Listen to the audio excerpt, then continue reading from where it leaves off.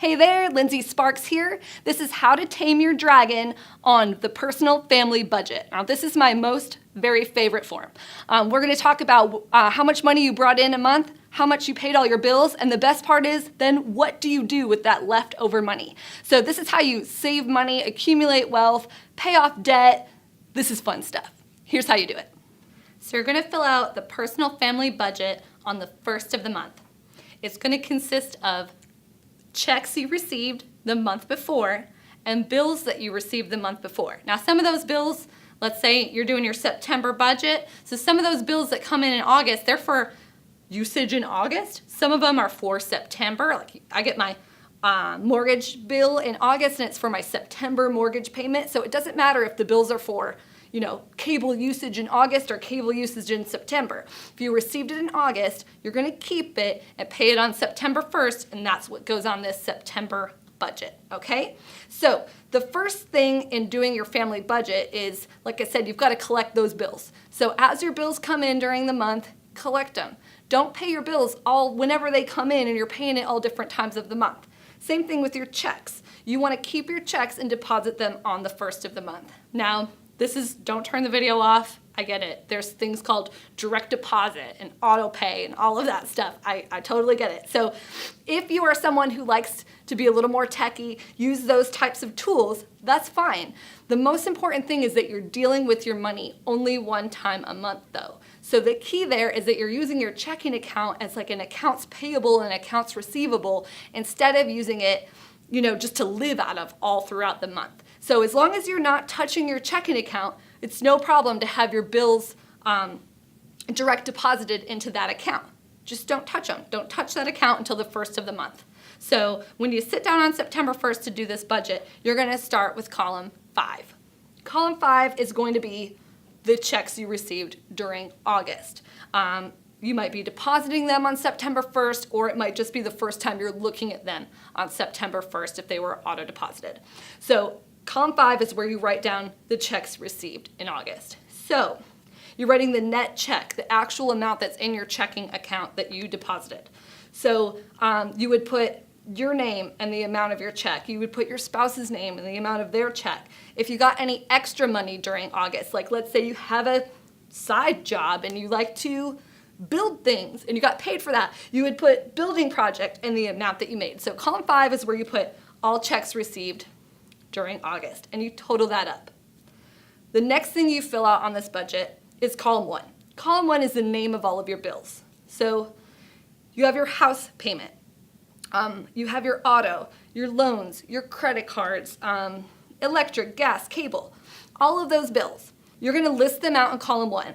So if you receive this form, we made it in Excel. If you don't have, let's say, a dry cleaning bill, you can just delete that and put in a bill that you actually have. So you can mold column 1 to list the names of the bills that you actually have. So you can change those up.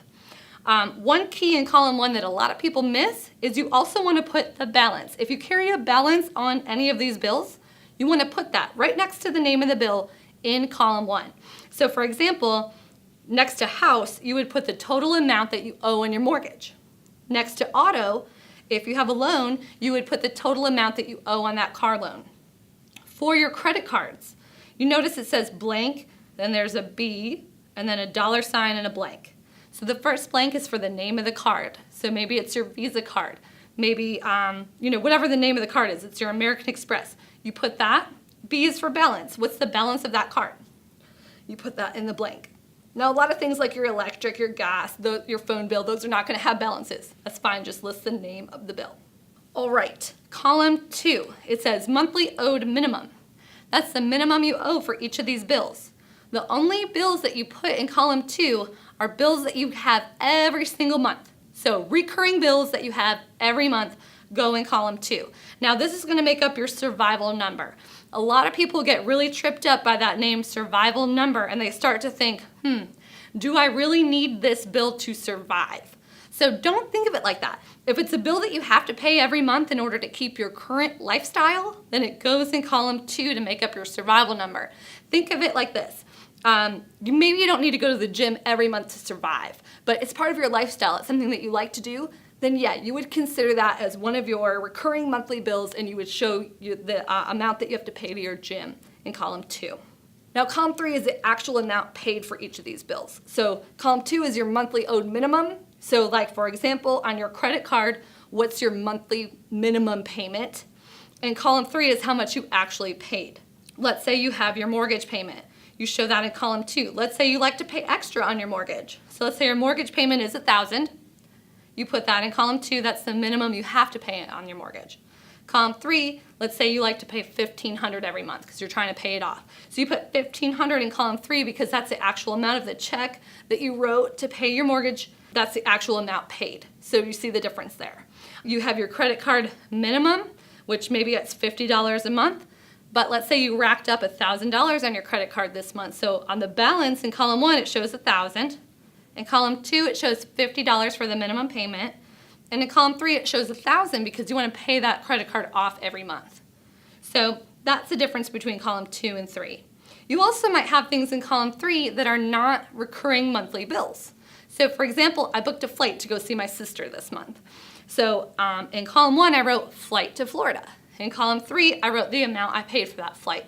So you might have different things that come up during the month that you just are paying this month. Something broke, of course, right? Something always breaks. So you put fix the garage door in column 1, and in column 3, you put the amount you had to pay for that. You are going to have everything in column 3 written out that you spent your money on. So what's the key to the budget is that column 3 and column 5 have to match. Your coach is always going to harp you on that. Rick is always going to be harping on that. Why do column 3 and 5 have to match? That's because, again, back to how we want to use our checking accounts to our advantage, you are not going to be living out of that checking account. So on that first of the month, when you deposited all your bills, you also need to allocate all the money out.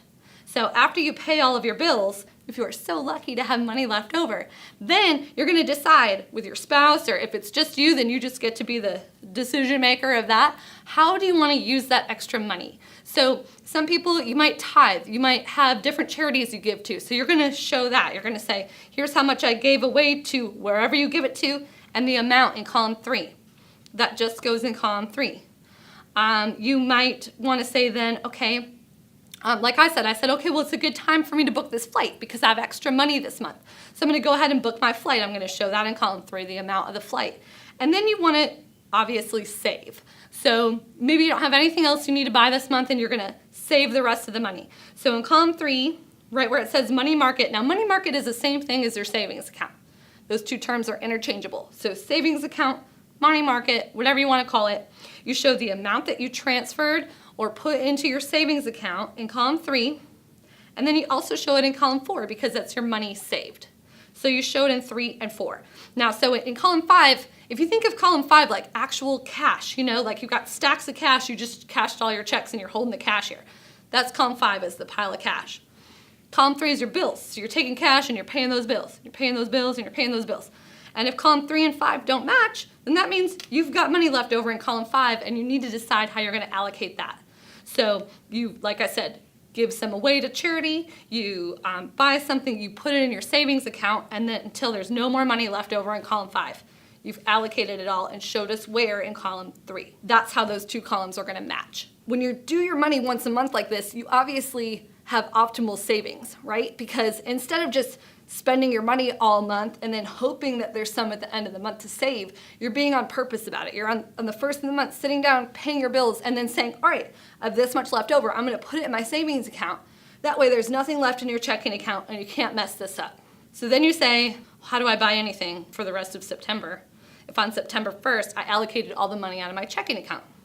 And that is a good question. You have two options for that. Some people are on the envelope system. You decide how much money you're using for each thing in your life, like let's say your groceries or your gas, and you take that cash and you put it in an envelope, and every time you go to the grocery store, you use the grocery store envelope and you pay for your groceries. Same thing with your gas. Or you might put it on a credit card. Now, if you have credit card debt, you cannot use the credit card option. You only can use the envelope option. But if you don't have any credit card debt, then you can use the credit card option, which just means any of your groceries or gas or things that you need to buy, you put on your credit card every month. And at the end of the month, on your next budget, when you sit down October 1st, you pay that credit card off in full. All right, Column 4, we sort of talked about. If you put money in your money market account, you show that in 3 and 4. Also in the core, we count paying off debt as savings. So back to our example with the mortgage payment, your mortgage payment was $1,000 and you paid $1,500. You showed $1,000 in column 2, $1,500 in column 3, and then $500 in column 4 as saved. If you have credit card debt, that means those credit cards are chopped up and you're not using them, you're not spending with them every month, you're on the envelope system, but you're working to pay down those credit cards. Anything you pay over the minimum payment counts as savings. So as you're paying down that debt, you get to count that as savings in column 4, anything above and beyond the minimum payment. Now, if you're just spending money on your credit card and paying it off every month, the amount that you pay over the minimum owed does not count as savings. So there's a big difference there, okay? It counts as savings if you're paying down debt. If you're simply just paying your bill of what you spent that month, it's not savings. All right? So anything you've got in column 4 there, now you're going to add that up. So now you've got names of your bills in column 1, minimum owed, making your survival number in column 2. That's all your recurring bills you have every single month. Column 3 is the total amount that you paid on all of your bills, and also telling us where you allocated all your extra money for the month. Column 4 is your total saved this month, and column 5 is the total amount that you brought in. And again, just a reminder, column 3 and 5 must match. So that's the top portion. The bottom is where you know where all your money is, what it's doing, is it growing, all of that. So the bottom, if you start on the right side, it says net worth.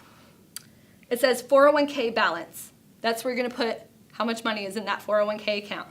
Mutual fund balance. If you have mutual funds, you show how much money you have in mutual funds right there, the total. Total that you have in stocks, that goes in stock balance. And then equity in your home, equity in rentals. You're just going to fill that out on the right side so you know what's your money doing. Did it go up this month? Did it go down? How much money do you have and where is it? Then on the left-hand side, you have money market balance. That means how much money is in your savings account right now. How much is in there? You put that number there. Money market float. That's the only number on the bottom part that's not actual money that you have. Money market float just means how much is supposed to be in that savings account. And you figure that out by taking your total survival number, so the total of section 2, and you multiply it by 3. That's how much should be in your money market float account. So until your money market balance equals your money market float, all you're going to do is pay off debt and save your money into that money market balance.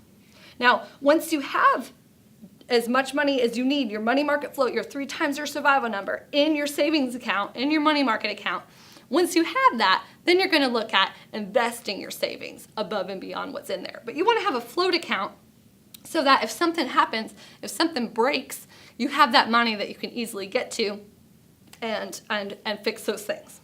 The next is column 4 divided by column 5 equals your percentage saved. So you just do that math. Column 4 divided by column 5, you get your percentage. You're shooting for 20% every month. You want to save at least 20%. Then you're just going to tell us how much money you've saved year to date. You're going to tell us what your cash net worth is. What counts as your cash net worth? Good question. That's where you're going to add your money market balance, so your savings account, your 401k, mutual funds, and stocks. That's what makes up your cash net worth. Then you have your total net worth. So we're going to take that cash net worth and you're going to add in any equity you have in your home or rentals. That's going to be total net worth. And the last thing there is just how much have you given away year to date. It's a great thing to look at. Are you being grateful and are you giving back? So keep track of how much you've given year to date right there. So some common questions I get about the personal family budget. One of them is about the 401k. So if you have a 401k account that you contribute to monthly, it just goes straight to your 401k account. You never receive it as a check, so it doesn't show up in column 5 anywhere. And you never have to write a check to your 401k account, so it doesn't show up in column 3. So that's one thing that'll just show up in column 4 only, the amount that went to your 401k for that month. Another question that I get is, if you are, we talked about that credit card, different credit card balances, and if you're paying off debt, that counts as savings. So one thing Rick always teaches us in our meetings is If you are working on paying off debt and you have multiple credit cards, then you start with the credit card with the smallest balance first.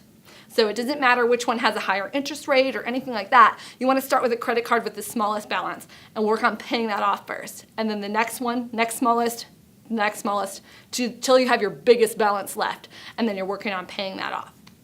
All right, because you want to feel those small successes. If you have any other questions about the personal family budget, do not hesitate to reach out to your level 3 concierge. We all have to fill this budget out every month, and we meet with Rick and he reviews our budget. So that's the one thing that we're really good about, how to do this form. So if you have any questions, let us know. If you're not level 3, you can also email support@thecoretraining.com and Heather will help you out there. Thanks.